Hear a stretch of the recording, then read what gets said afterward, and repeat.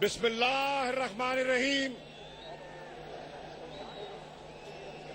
मोहतरम इमरान खान साहब, चेयरमैन तहरीक इंसाफ के अकाबरीन मुकाहिदीन और जिंदा दिलाने कराची, अस्सलामु अलैकुम। आज आंखें देख रही हैं और कान सुन रहे हैं, और सबसे बढ़कर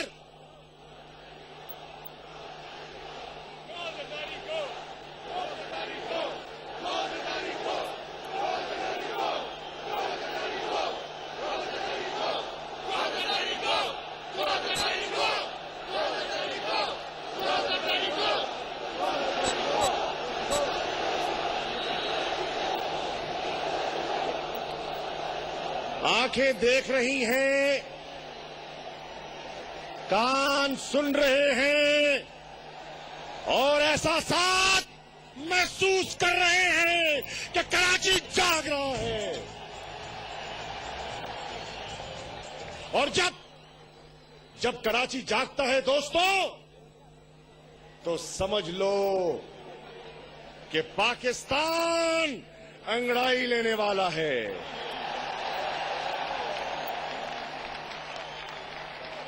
और आज कराची वालों, बहुत इंतजार के बाद तुमने बहुत से लोगों की नींदें हराम कर दी है। मैं आज अहलियाने कराची को मुबारकबाद पेश करना चाहता हूं कि इस तादाद में ये जम्मे गफीर जो आज दिखाई दे रहा है, शायद कराची ने बड़े अरसे के बाद इतना बड़ा तारीखी सियासी जलसा देखा हो। और आज हम एक मकसद लेकर आए थे। वो मकसद क्या था?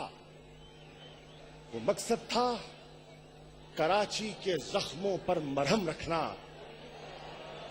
वो मकसद था टूटे हुए दिलों को जोड़ना। वो मकसद था कराची को यकजा करना। और आज के जलसे ने साबित कर दिया कि आज पठान भी मौजूद, पंजाबी मौजूद, सिंधी मौजूद, सराइकी मौजूद, पंजाबी मौजूद, उर्दू स्पीकिंग मौजूद है। आज जुड़ गया, देखो जुड़ गया, वो टूटा हुआ दिल जुड़ गया। और मैं आज कायदे आजम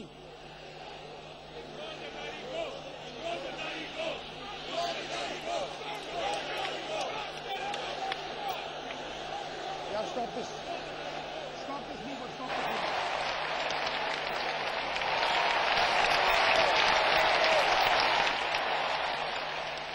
आज कायदे आजम के मजार के गुंबद के साए में मैं कहने आया हूं, मेरे कायद, तूने हमें मुल्क दिया। हम एतराफ करते हैं कि पिछली 6 दहाइयों में हम तेरी अमानत की हिफाजत नहीं कर सके, लेकिन आज तेरे जन्मदिन पर तुझसे अहद करने आए हैं कि आज ये काफिला तेरे मुल्क की हिफाजत के लिए निकला है। हम पाकिस्तान बचाने निकले हैं। कराची वालों, हमारा साथ दोगे? तो आज पाकिस्तान की सियासी तारीख ने एक नए बाब का इजाफा किया है। पाकिस्तान की सियासत एक नया रुख लेने वाली है। और देखो, अपनी आंखों से देखो कि तारीख बदल रही है।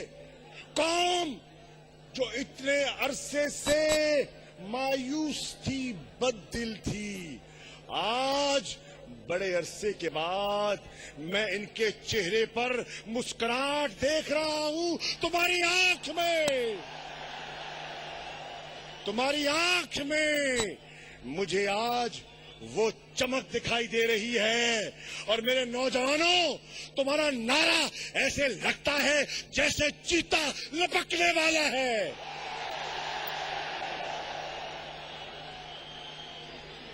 कराची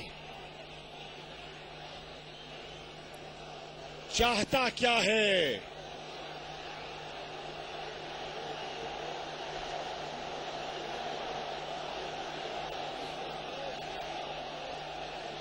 कराची चाहता क्या है? कराची अमन चाहता है, कराची बिजली चाहता है, कराची गैस चाहता है, कराची पानी चाहता है, और कराची के नौजवान रोजगार चाहते हैं। कराची खून खराबा नहीं चाहता, कराची टारगेट किलिंग नहीं चाहता। ये आज जो जम्मे गफीर है, ये अमन का मजमा है, और यहां का पैगाम मोहब्बत का पैगाम है।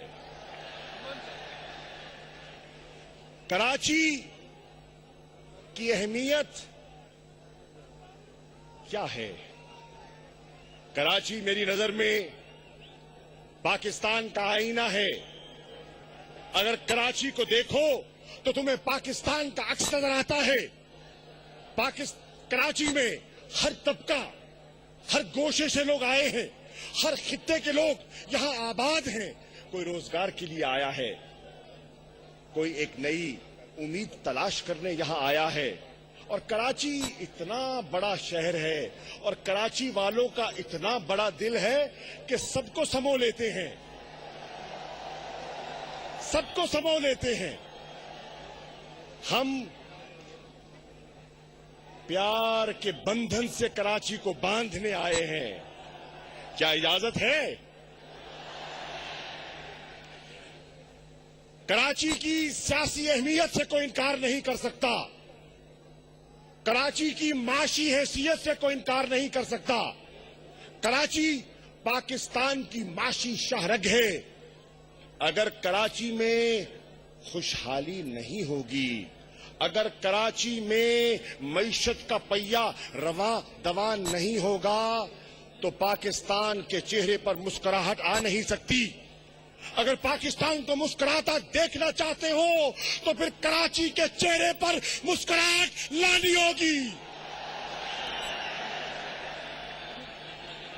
और साथियों, तुम्हें इल्म है कि पाकिस्तान को खतरा किससे है? किससे खतरा है? चले वो तो हो गया, लेकिन पाकिस्तान को खतरा है तो बहुत से हमारी अंदरूनी कमजोरियों से। हमें अपने घर को खुद दुरुस्त करना होगा। कोई बाहर से आकर हमें संभाल नहीं सकता, कोई बाहर से आकर हमें रास्ता दिखा नहीं सकता। हमें अपना रास्ता, अपनी सिमत खुद मुतय्यन करनी होगी। मैं आज तुमसे पूछने आया हूं, क्या तुम पाकिस्तान के भटकी हुई कौम को एक नया सीधा रास्ता दिखाने के लिए निकले हो? तो मेरे दोस्तों, सितम जरीफी ये है कि आज ये हुक्मरान इतने गाफिल हैं कि उन्होंने अपने बैंक बैलेंस तो भर लिए, लेकिन पाकिस्तान का खजाना खाली है। उनके बैंक बैलेंस मजबूत होते चले गए और पाकिस्तान की बैलेंस शीट कमजोर होती चली गई। और हम इसको दुरुस्त करने का अज़्म लेकर आपकी खिदमत में आए हैं। आज कैफियत क्या है पाकिस्तान की? 49 जहाज है पीआईए के, 22 ग्राउंडेड हैं। रेलवे की कैफियत क्या है? रेलवे मौजूद है, पटरियां बिछी हैं, रेल दिखाई नहीं देती, इंजन नहीं है। स्टील मिल की कैफियत यह है कि अपनी लोस्ट प्रोडक्टिविटी पर है। वापडा दिवालिया के करीब है और फिर हर इदारा तनज़्ज़ुली का शिकार है। और मैं आपसे कहने आया हूं कि खुदा की कसम, यह सब ठीक हो सकता है अगर तुम फैसला कर लो।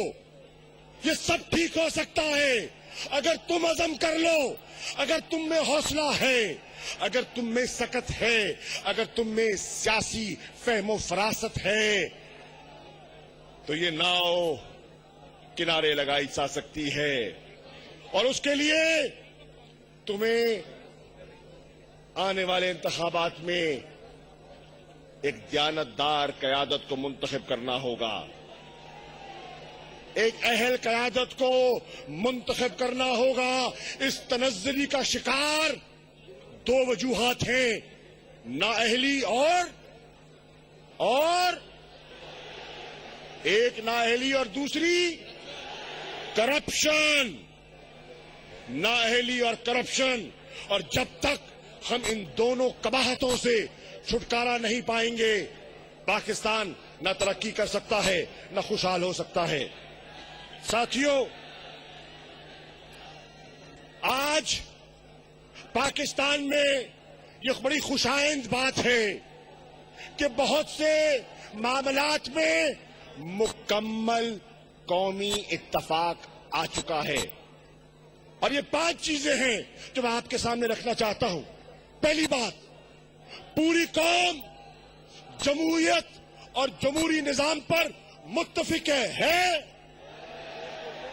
और जब कौम जमहूरियत पर मुत्तफिक हो तो मेरे भोले भाले वजीर आजम, फिर जमहूरियत के खिलाफ साजिश कोई नहीं कर सकता। जमहूरियत के खिलाफ कोई इदारा साजिश नहीं कर रहा। जमहूरियत के खिलाफ अगर साजिश हो रही है तो गिलानी साहब, तुम्हारी नाअहली और तुम्हारी करप्शन साजिश कर रही है। आज अगर पूरी कौम मुत्तफिक है तो रूल ऑफ लॉ पर मुत्तफिक है और कौम कहती है कि अदल और इंसाफ होना चाहिए। और अगर अदल चाहिए और इंसाफ चाहिए तो फिर क्या चाहिए? अदल चाहिए, बोलो अदल चाहिए, इंसाफ चाहिए। अरे अदल भी मांगते हो, इंसाफ भी मांगते हो, तो फिर तहरीक इंसाफ को लाना होगा,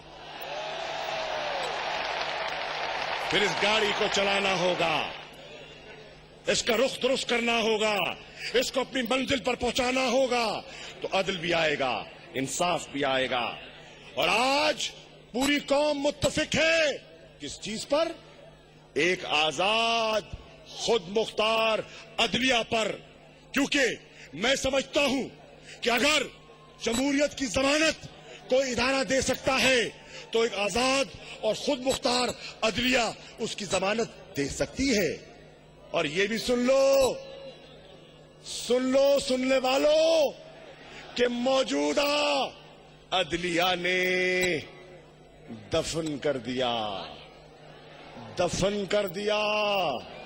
जनाजा निकाल दिया, कफन पहना दिया। किसको? नजरियाए जरूरत को, डॉक्ट्रिन ऑफ नेसेसिटी को आज दफन कर दिया गया है। और इंशाअल्लाह अब पाकिस्तान की जमहूरियत पर कोई माइकलाल शब खून नहीं मार सकता। और अगर कोई मारेगा तो हम उसका मुकाबला करने के लिए सीना सिपर हो जाएंगे। और चौथा इत्तफाक है एक आजाद फ्री मीडिया पर। क्यों? क्यों? सोचो, मीडिया की अहमियत क्या है, मीडिया की जरूरत क्या है? ओ बैजा यार, बैजा।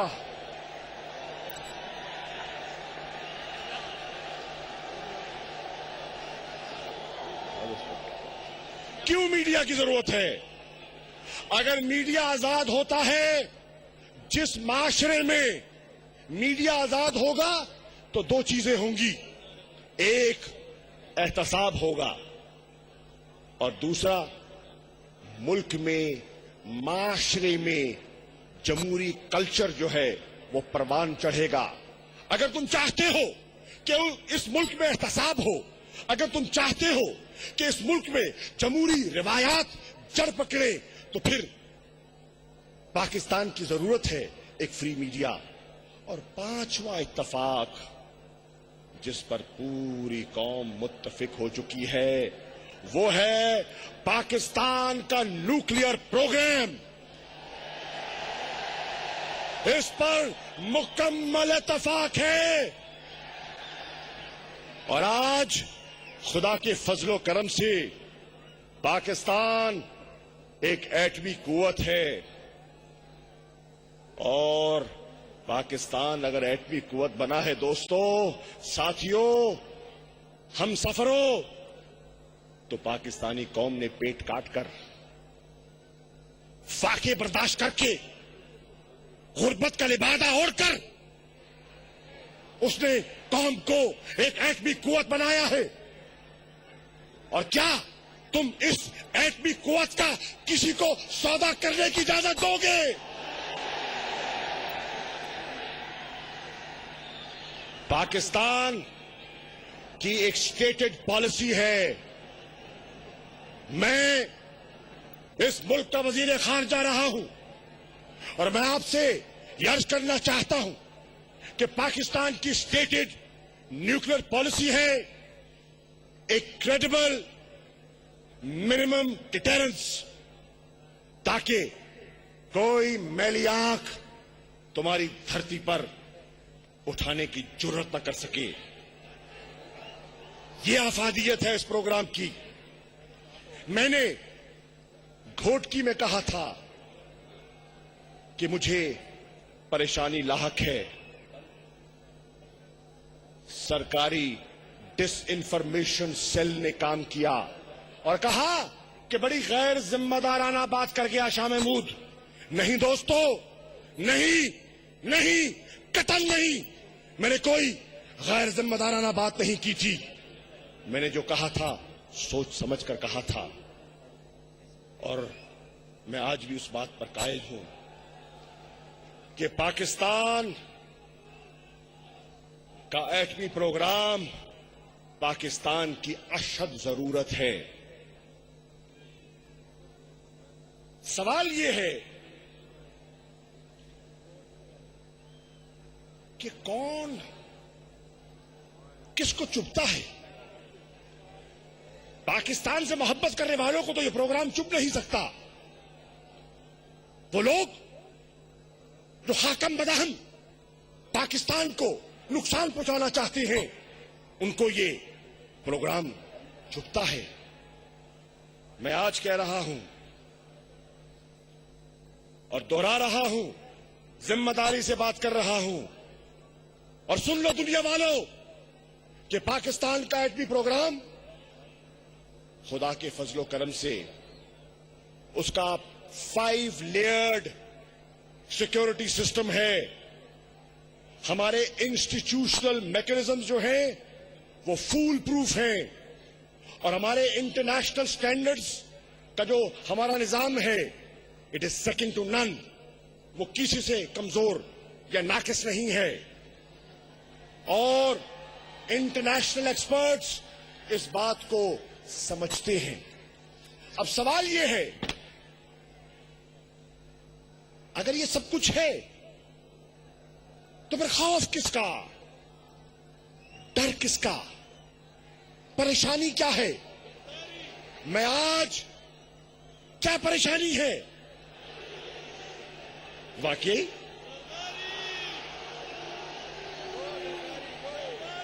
मैं आज आपको ये कहने आया हूं, और ये मेरी बात जरा संजीदगी से सुन लो साथियों। ये मैं बड़ी अहम बात कर रहा हूं, संजीदा बात कर रहा हूं, और 2 मिनट के लिए तवज्जो से बात सुन लो और ये नारे बंद कर दो, गुफ्तगू भी बंद कर दो, क्योंकि पाकिस्तान के मुस्तकबिल का सवाल है। मैं आज कह रहा हूं और इस जम्मे गफीर में कह रहा हूं कि पाकिस्तान के एटमी असासों को कोई फिजिकल थ्रेट नहीं है। पाकिस्तान के असासों को अगर खतरा लाहक हो सकता है तो पॉलिसी ऑप्शन से हो सकता है, और डिसीजन कुछ ऐसे डिसीजंस और ऐसे हजरात से हो सकता है जो पॉलिसी कंट्रोल करते हैं। अब सवाल यह है कि हमने इस प्रोग्राम को उन हाथों से महफूज रखना है जो अपने मफादात की खातिर पाकिस्तान के इस मुत्तफिक का प्रोग्राम का सौदा कर सकते हैं, और ये बात कौम ने फैसला करना है कि जो डिसीजन मेकिंग प्रोसेस है और जो डिसीजन मेकिंग हजरात हैं वो सही होने चाहिए। उनकी हुब्बुल वतनी पर जरा सी आंच भी ना आ सके, ऐसी क़यादत की पाकिस्तान को जरूरत है। दोस्तों, मैं आज कहता हूं, और यह भी बड़ी अहम बात है कि हमारा जो प्रोग्राम है उसकी जो पॉलिसी मैंने बताई है वो है क्रेडिबल मिनिमम डिटेरेंस। अब मैं आपको बताना चाहता हूं कि जब मैं वजीर खारजा था तो जनीवा में जेर बहस आया हिंदुस्तान और अमेरिका का सिविल न्यूक्लियर डील। प्लीज, वो जेर बहस आया और मैंने वाज़ेह हिदायत की, दफ्तर खारजा ने वाज़ेह हिदायत दी कि ये प्रोग्राम जिस पर बहस हो रही है ये इम्तियाजी सलूक है।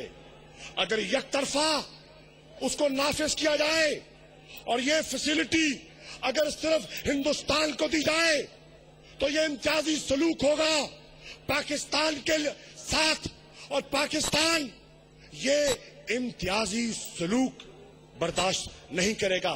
क्या मैंने गलत किया कि मैंने दुरुस्त किया? अगर मैंने दुरुस्त किया तो दोस्तों सुन लो, फिर मेरा पहला नजरियाती इख्तलाफ मोहतरम आसिफ अली जरदारी से इस मसले पे हुआ जब उन्होंने कहा कि पाकिस्तान की साबका हुकूमत और साबका सेक्रेटरी खारजा रियाज मोहम्मद खान ने वॉशिंगटन में एक अश्योरेंस दी थी अमेरिका को कि हम हिंदुस्तान के इस सिविल न्यूक्लियर डील पर रुकावट नहीं बनेंगे। मेरा जहन कबूल नहीं किया, मेरे जहन ने इसको कबूल नहीं किया। चुनाचे रियाज मोहम्मद खान जा चुके थे, वो रिटायर हो चुके थे। मैंने उनसे रुजू किया, मैंने उनसे राब्ता किया और कहा कि जरदारी साहब ये फरमाते हैं कि पाकिस्तान ने मुखालफत नहीं करनी, क्या साबका पिछली हुकूमत ने कोई ऐसी अश्योरेंस दी थी? तो रियाज खान साहब ने कहा ये सफेद झूठ है, हमने कोई ऐसी अश्योरेंस नहीं दी थी। तो मेरे दोस्तों, जब एक जिम्मेदार हक मुल्क के वजीर खारजा से इतनी बड़ी बात कर जाए तो बताओ क्या पाकिस्तान का एटमी प्रोग्राम और सोच उन हाथों में महफूज हो सकती है?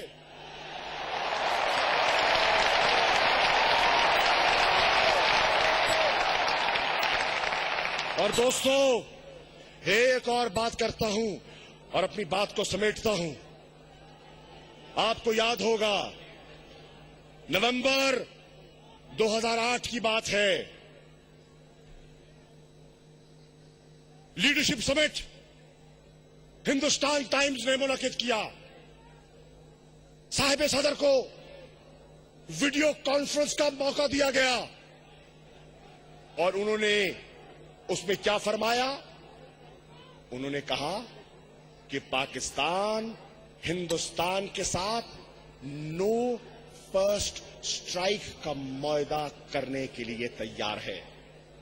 और ये अगर आप कर दो तो मैं आज इस भरी महफिल में कह रहा हूं, अगर ऐसी सोच हम पर नाफिज हो गई तो ये सारा प्रोग्राम और उसकी डिटेरेंट वैल्यू मलिया मेट हो जाएगी और पाकिस्तानी कौम उसकी इजाजत नहीं दे सकती, नहीं दे सकती। वो कहते हैं, और ये बताओ कि जहां कन्वेंशनल एसिमेट्री हो, कि कन्वेंशनल आर्मामेंट्स में वो हमसे कई गुना ज्यादा हो, तो बताओ जुल्फ़िकार अली भुट्टो ने और फिर जितनी हुकूमतें आई उन्होंने मुसलसल उस प्रोग्राम को जारी रखा। तो क्यों रखा? उसका मकसद था कि वो पाकिस्तान के दिफा को नाकाबिले तस्खीर करना चाहते थे। वो चाहते थे कि पाकिस्तान के दिफा को इस तरह मजबूत कर दिया जाए कि कोई मैली आंख पाकिस्तान की तरफ उठ ना सके। और जब आप ये बात करते हो और ये स्टेटमेंट, अब इस स्टेटमेंट को अगर समझना चाहते हो, और ये वक्त नहीं है, कभी बात करूंगा फिर, लेकिन अगर समझना चाहते हो तो उसको